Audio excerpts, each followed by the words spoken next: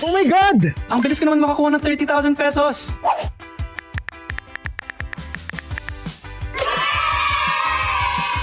Natry mo na ba ang Pinoy Peso? Abot 30,000 peso ang limit. As low as 0.03% ang interest. Talaga ba? Mas...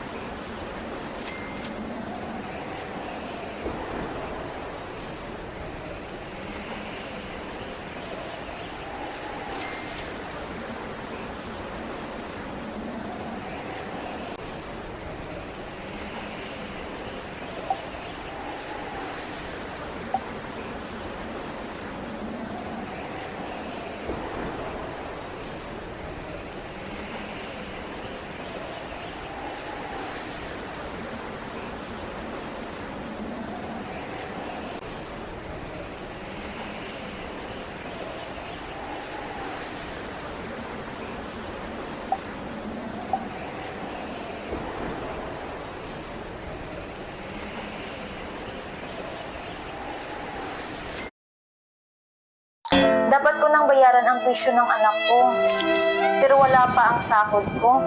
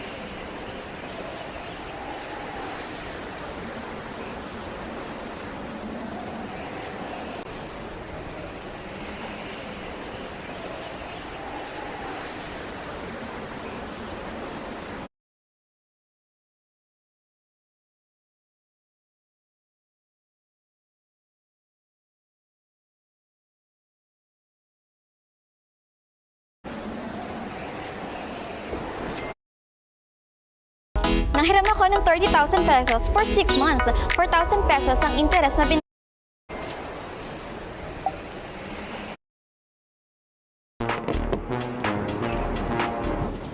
A lot of people tell me that life feels so boring. I think it's just because you haven't tried Bigo Live. There are awesome live streams going on 24/7 and over 400 million people around the world are using it. The hosts can put on amazing shows to cheer you up and you just won't want to leave Bigo Live. Here,